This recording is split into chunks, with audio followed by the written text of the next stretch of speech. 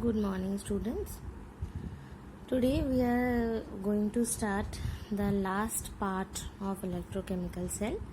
Electrochemical cell, galvanic cell. Last part means I had already told you in my last class that we will see the feasibility of a cell reaction. मतलब क्या है कि कौन सी cell reaction allowed है और कौन सी सेल रिएक्शन अलाउड नहीं है. ये बहुत ही इम्पॉर्टेंट चीज़ है. मतलब ये चैप्टर का ये जो टॉपिक है गैल्वेनिक सेल्स, इसका सबसे इम्पॉर्टेंट पार्ट यही है. इतना सोच लो. बोर्ड के क्वेश्चन के हिसाब से भी, या you can talk about the application of galvanic cell is also this one, that which cell reaction will take place or not. So starting in the beginning, I am starting with simple Daniell cell, क्योंकि Daniell cell से ही हम chapter को start किए थे. Daniell cell में हम क्या देखे थे? I am just representing the Daniell cell as in cathode anode. In Daniell cell, Zn is placed in the anode, so Zn will be placed on the left hand side. Zn in solid and Zn2 plus in aqueous. Then there will be salt bridge, and then there will be copper 2 plus aqueous and copper solid. We have known the reaction, cell reaction as in Zn solid plus copper 2 plus aqueous. मैं बताई थी कि cell reaction दिया जाएगा और उसको cell representation में convert करना है. ये बहुत इम्पोर्टेंट है. सेल रिएक्शन से सेल रिप्रेजेंटेशन में कन्वर्ट करना. ये सेल रिएक्शन है, ये सेल रिप्रेजेंटेशन है. Means cell will be constructed like this, and inside the cell the reaction will be like this, which is going on to produce the electricity. Okay, so till this we are known, we know this is happening.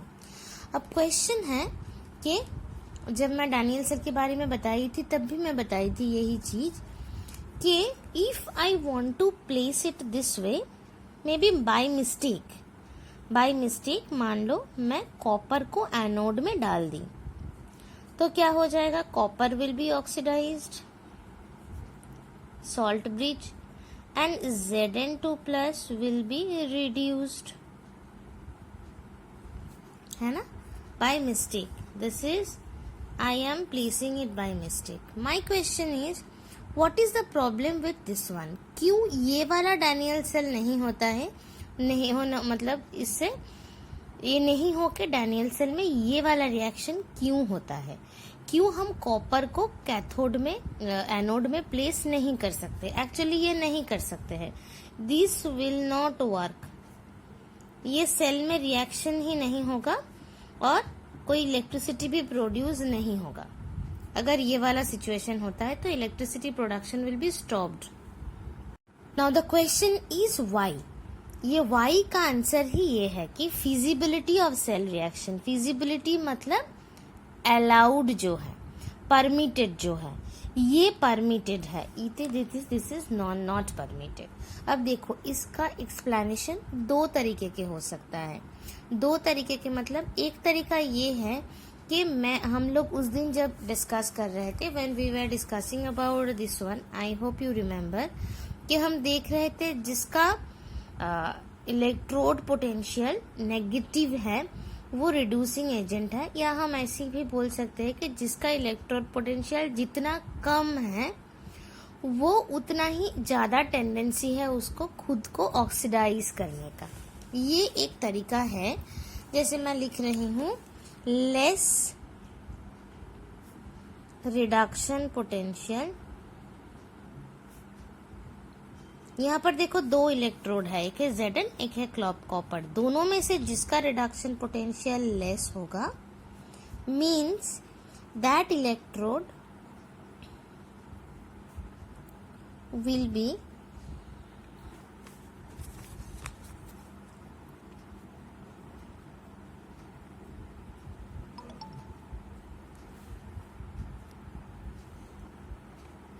ये एक है. मतलब this can be one of the explanation. So if we see the electrochemical series, वहां से ही reference लेना है obviously. Electrochemical series देखेंगे तो देखो कॉपर 2+ का EMF cell potential reduction potential है 0.34 वोल्ट। मतलब कॉपर 2+ अगर इलेक्ट्रॉन लेके कॉपर फॉर्म करता है तो it will show the electrode potential of 0.34 volts. And in case of Zn, if Zn2+ takes electron and forms Zn, this electrode potential will be -0.76 volt. ये दो कहाँ से मिला? ये दो value it is given in the electrochemical series, means they have calculated in with respect to hydrogen standard electrode and they have placed it. ये constant है, right? Standard condition में ये constant है। तो देखो मैं क्या बताई कि जिसका रिडक्शन पोटेंशियल कम है उसका वो वाला इलेक्ट्रोड ऑक्सीडाइज होगा। ये दोनों में से ऑब्वियसली इसका रिडक्शन पोटेंशियल वैल्यू कम है, इसका रिडक्शन पोटेंशियल वैल्यू कम है, मतलब ये ऑक्सीडाइज होगा। तो देखो ये जाके एनोड में बैठ रहा है। कॉपर का reduction potential value with respect to zinc is more, so this is sitting in the cathode to get reduced, right? This is the reason of the cell reaction to happen. तो अगर मैं copper को anode में बिठा देती तो copper का जबकि रिडक्शन पोटेंशियल वैल्यू ज्यादा है तो वो कभी भी ऑक्सीडाइज नहीं होगा, तो ये रिएक्शन ही नहीं होगा and the cell will not work. Understood? Now the question arises, who had told that the less reduction potential value will lead to oxidation? ये तो ऐसे ही हम जैसे लॉ की तरह बोल रहे हैं, लेकिन इसके पीछे कुछ लॉजिक तो होना चाहिए। लॉजिक है, क्या लॉजिक है वही जानने के लिए हमें एक बहुत इंपॉर्टेंट चीज जानना है कि हम जब फिजिबिलिटी की बात करते हैं तो ऑब्वियसली हमारे पास एक क्राइटेरिया है, we have already learned in thermodynamics which is called गिव्स फ्री एनर्जी। हमें इतना पता है कि कोई भी प्रोसेस तब भी स्पॉन्टेनियस होता है जब उसका gives free energy value negative होता है, और अगर गिव्स फ्री एनर्जी वैल्यू किसी का भी पॉजिटिव हो जाता है, गिव्स फ्री एनर्जी चेंज का जो वैल्यू है, तो वो प्रोसेस बन जाता है नॉन स्पॉन्टेनियस। ये हमें पता है thermodynamics. So we will see what is the relation between Gibbs free energy change and electromotive force of a cell. There is a relation between these two. It is delta G naught cell, delta G naught is equal to minus N F E naught cell. यही वो equation है जो कोई भी cell reaction का feasibility determine करेगा। ये इसमें कौन क्या है? N is the number of electron, number of electron कहाँ का? जो भी सेल रिएक्शन चल रहा है उसमें जितना नंबर ऑफ इलेक्ट्रॉन ट्रांसफर हो रहा है, जबकि डैनियल सेल के लिए number of electron will become 2। What is F? F is a constant known as Faraday's constant. ये कांस्टेंट हम फिर से देखेंगे इलेक्ट्रोलाइसिस में। It is a constant. And E not cell हम सबको पता है, E not cell is the standard cell potential.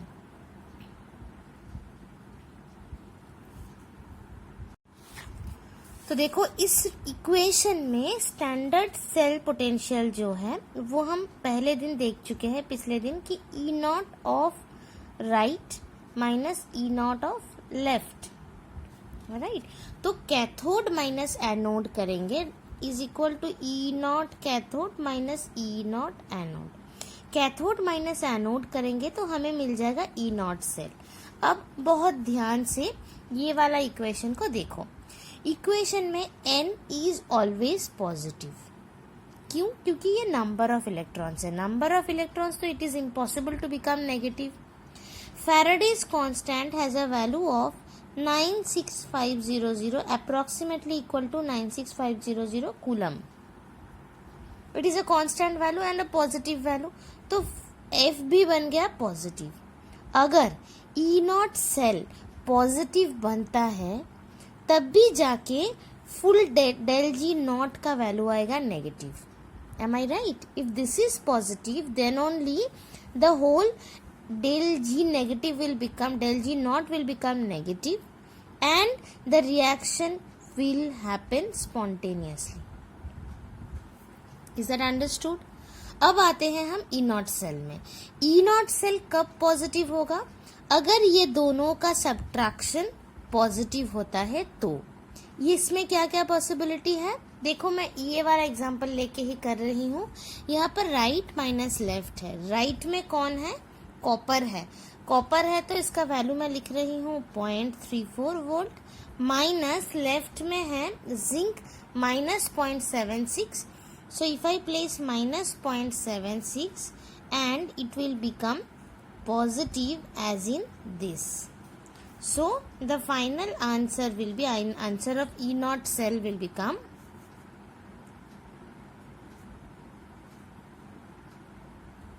1.10 volt. This is positive value, F is positive value, N is positive value, so delta G naught will become negative and this reaction will occur spontaneously. अगर हम इसको देखेंगे तो मैं करके दिखाती हूँ. अगर ये वाला रिएक्शन पॉसिबल होता, अगर ये होता तो मैं ये वाला करके दिखा रही हूँ. I am putting a star mark, I am showing it here. If it was possible, then E naught cell देखो, E cathode minus E anode. So मैं क्या लिखने वाली हूँ? E कैथोड में मैं जिंक को बिठाई हूँ तो यहाँ पर E नॉट ऑफ Zn बैठ जाएगा minus E not of copper बैठ जाएगा. तो इट विल कम, Zn का है माइनस 0.76, कॉपर का है 0.34. So it will become minus of 1.10 volt. अगर ये माइनस होता है तो देखो डेल्टा जी नॉट हम जब भी लिखेंगे, डेल्टा जी नॉट लिखेंगे तो माइनस ऑफ एन एफ और ई के जगह बैठेगा minus 1.10 volt which will actually become positive. Cell won't work. Is that understood? यही रीजन है कि जिसका रिडक्शन पोटेंशियल वैल्यू लेस होता है वही हमेशा ऑक्सीडाइज होता है. वो हमेशा ऑक्सीडाइज होने का मतलब वो हमेशा एनोड में बैठेगा. हमेशा एनोड में बैठेगा मतलब ये हमेशा सब्ट्रैक्ट होगा from the bigger value. Bigger value से सब्ट्रैक्ट होने का मतलब final answer will become as positive and the cell will work. This is very very important concept. Please understand this very well क्योंकि इसी के ऊपर डिपेंड करके एग्जाम में क्वेश्चन आता है. And you need to find out the delta G also, delta G not. It is very easy. Delta G not हम कैसे फाइंड आउट करेंगे?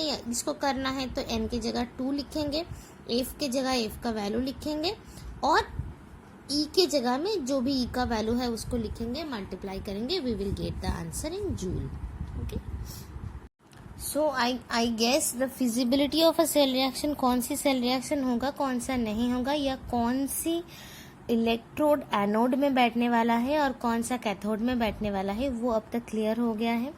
अब जो लास्ट छोटा सा एक पार्ट बचा है that is also an important part, last equation. इसमें क्या देखना है हमें? Actually we till now we were talking about only E naught और ई नॉट सेल.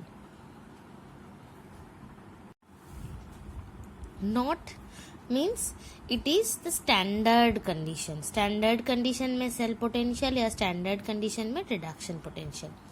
अब एक ऑब्वियस थिंकिंग है कि they might not be in standard state always. If I write that copper 2+ in 2 molar solution, is it impossible for me to construct the cell or is it impossible for me to measure the cell potential? ये question आता है obviously कि हम सारी बातें कर रहे हैं 1 मोलर सोल्यूशन को लेके, तो अगर वो 2 मोलर बन जाता है तो हम क्या उसको मेजर नहीं कर पाएंगे? Obviously not. क्योंकि ऐसा नहीं है कि इन प्रैक्टिकल सिचुएशन हम हमेशा स्टैंडर्ड कंडीशन में ही हमें चीजें मिलेगा. We can get it in other concentrations also. To find out that particular reduction potential value, we apply Nernst equation. Okay, Nernst equation का देखो, Nernst equation से हमें actually cell potential in any concentration we can calculate. How to calculate that? I'm just showing the derivation. You also will get the derivation in your book done properly. So I'm showing it like this. I am taking any species as M.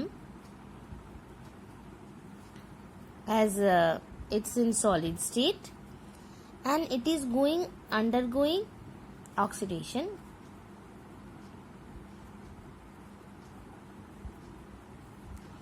M is a metal in solid state. It is losing n number of electrons and forming Mn plus aqueous. Okay. Nernst equation for a particular electrode half cell reaction के लिए Nernst equation is E of M n plus M. ये कहाँ से आया देखो. This is the reduction potential of that particular electrode at any concentration. It is not standard, right? तो जब भी मैं n plus m लिख रही हूँ मतलब ये एक आयन से सॉलिड में आया है, means it is reverse of this reaction. It is the reduction reaction, reduction half cell reaction. Am I right? This one only. So I am there to write the Nernst equation of that particular thing.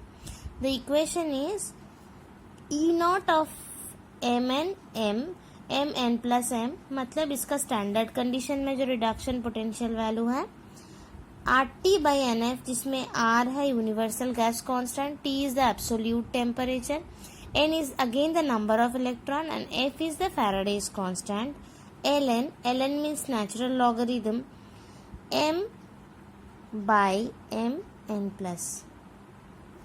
ये कहाँ से आया देखो. ये जैसे कि हम ये वाला इक्वेशन से अगर इक्विलिब्रियम कांस्टेंट को कंसीडर करेंगे तो वो equilibrium constant everybody remembers product by reactant. So product by reactant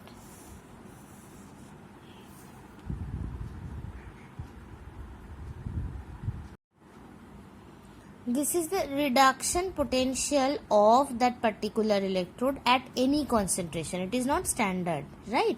तो जब भी मैं n plus m लिख रही हूँ मतलब ये एक आयन से सॉलिड में आया है, means it is reverse of this reaction. It is the reduction reaction, reduction half cell reaction. Am I right? This one only. So I am there to write the Nernst equation of that particular thing.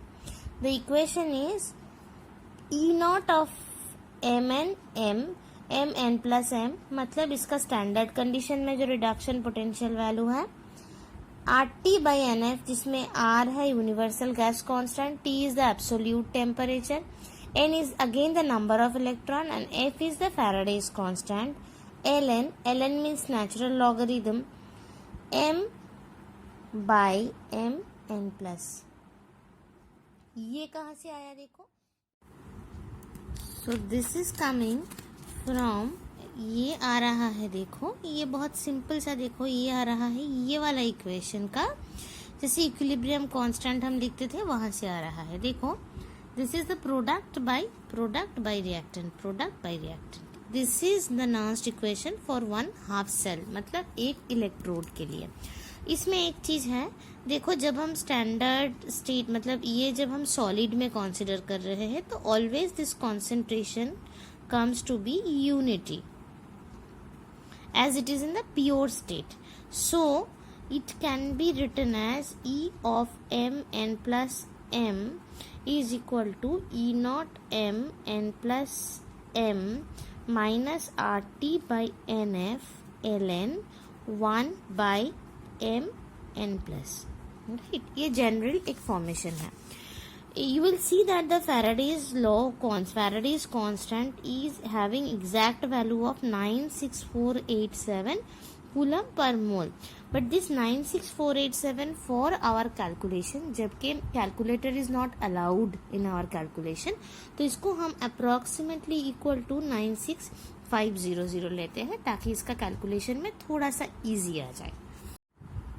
Next we will simply सी, ये तो general form हो गया. एक cell को लेंगे, जैसे कि हम डैनियल सेल को ही ले रहे हैं बार बार एज एन एग्जांपल, तो उसी को लेते हैं. डैनियल सेल को लेके हम उसका स्टैंडर्ड स्टेट में अगर नहीं है तो उसका सेल पोटेंशियल कैसे कैलकुलेट करते हैं उसको देख लेते हैं. डैनियल सेल को मैं फिर से रिप्रेजेंट कर रही हूँ.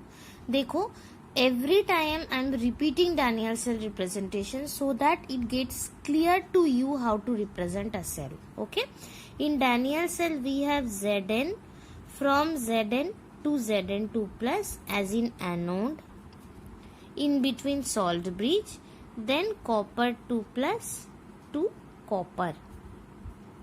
This is the Daniell cell. तो यहाँ से हम हाफ सेल का दोनों का अलग अलग करके लिख लेंगे, दोनों का नॉन्स्ट इक्वेशन कैसे लिखेंगे देखो। पहले हम ई नॉट ऑफ, पहले एनोड के लिए हम ई नॉट Zn 2 प्लस Zn, इसके लिए हमें कौन सा इक्वेशन लिखना पड़ेगा, Zn 2 plus taking electron to form Zn।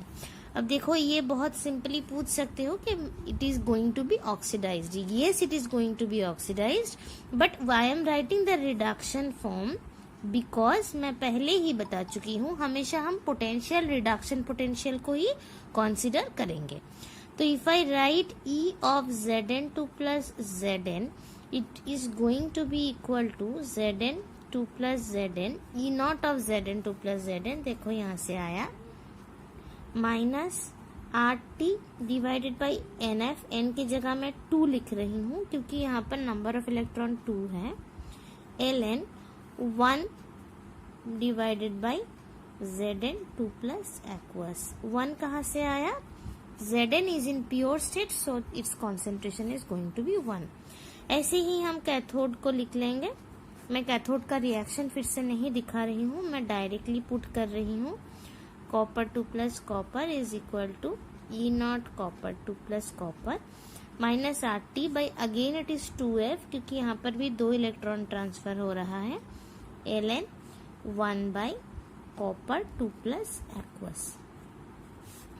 तो हमें कैथोड और एनोड दोनों का ही E मिल गया है, मतलब एनी कॉन्सेंट्रेशन में उसका रिडक्शन पोटेंशियल मिल गया है। अब हम क्या करेंगे, cell potential at any concentration is going to be E cell, which is equal to E of cathode minus anode. Am I right? E of cathode minus E of anode. Not नहीं है यहाँ पर, not is not there. Standard में नहीं है, this is any concentration. So what I am going to do, ये दोनों को मैं रिप्लेस करने वाली हूँ, ये यहाँ से और ये यहाँ से मैं इसको रिप्लेस करने वाली हूँ दोनों वैल्यू को। तो देखो I am replacing first copper's value, so it is going to be E not copper 2 plus copper minus RT by 2F Ln 1 by copper 2 plus, right. ये एक हो गया। नेक्स्ट है बीच में माइनस है, एक माइनस है, माइनस Zn का देखो ये वाला आ जाएगा, so E naught Zn2 plus Zn minus RT by 2F 1 by Zn, sorry Ln Zn2 plus concentration, right. अब देखो मैं क्या कर सकती हूँ, उसको थोड़ा सिंप्लीफाई करती हूँ। E not of copper 2 plus copper minus E not of Zn2 plus Zn। इसको क्यों लिखी, क्योंकि इसकी जगह में मैं ई नॉट सेल को बाद में रिप्रेजेंट कर सकती हूँ, रिप्लेस कर सकती हूँ। So this one I am just writing it in simple form, simply इसको लिख रही हूँ थोड़ा सा सिंपल करके। See E cell is coming to be E not of copper 2 plus copper minus E not of Zn2 plus Zn minus RT by 2F Ln of आया है 1 by copper 2 plus, यहाँ से ये वाला से आया था, और Zn का क्या था कि जबकि हम माइनस किए तो it is also going to be, actually it was coming as positive, so it is going to be negative here.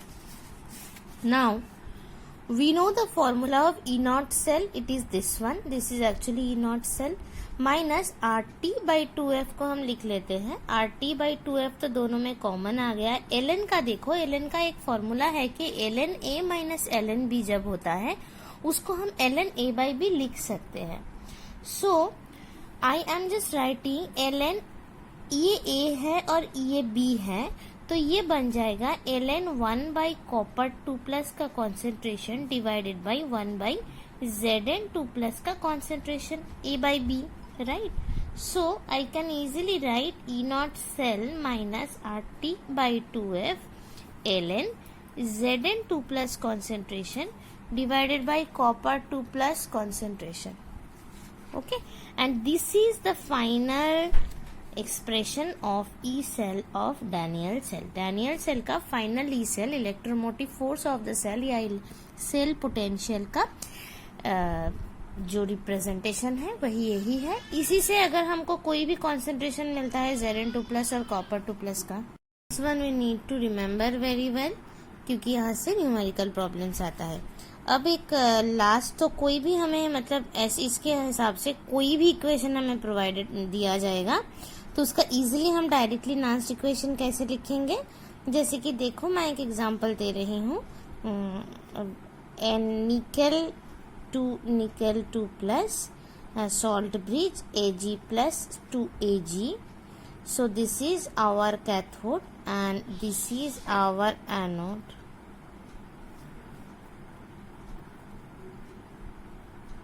So E cell is going to be E naught cell minus RT by 2F. यहाँ पर भी 2F होगा. कहाँ से? क्योंकि nickel is actually losing 2 electrons. So RT by 2F ln. इस यहाँ पर देखो हमेशा ये याद रखना है कि जो भी ऑक्सीडाइज हो रहा है उसका कॉन्सेंट्रेशन ऊपर में जाएगा और जो भी रिड्यूस हो रहा है उसका कॉन्सेंट्रेशन नीचे जाएगा. And we will have a square. कहाँ से ये स्क्वायर आया? देखो जब भी हम इलेक्ट्रॉन को बैलेंस करना चाहेंगे, एक्चुअली ये बहुत सिंपली हमें इक्विलिब्रियम कांस्टेंट से लिखना है. जब भी हम इसको एक्सप्रेस करना चाहेंगे तो nickel will take 2 electrons to form nickel, and to balance this 2 electron actually 2Ag should be taking 2 electrons to give Ag 2Ag. So this Ag, इसका जो stoichiometry है, it will come as the power. We all know this from our equilibrium constant values, right? तो this will come. Last एक चीज है, last is equilibrium constant and Nernst equation. Nernst equation से equilibrium constant कैसे मिल सकता है? बहुत easy है ये. देखो अगर हमको इतना पता है कि we all know delta G naught is equal to 0 at equilibrium. Equilibrium में जब भी कुछ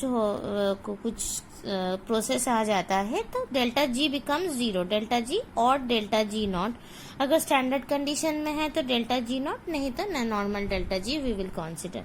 तो अगर डेल्टा G 0 बन जाता है तो हमें पता है कि माइनस NFE से N can not be 0, F can not be 0, तो obviously E cell will become 0 at equilibrium, right? So if I write Nernst equation, मैं फिर से डानियल सेल लेके ही एग्जांपल दिखा रही हूँ. E cell is equal to E naught cell minus RT by 2F ln Zn by copper. So E cell is going to be 0 is equal to at equilibrium. At equilibrium E cell is going to be 0, so E naught cell minus RT by 2F ln of Zn 2 plus divided by copper 2 plus.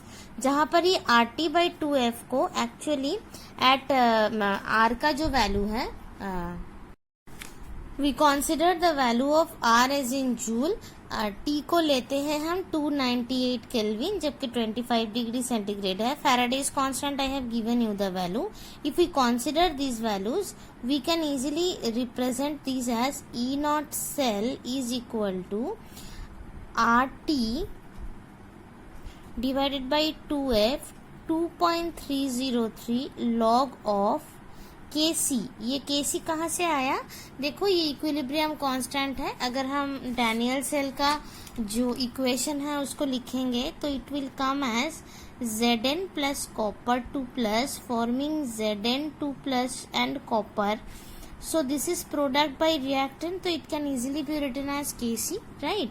And this becomes actually 0.059 by 2.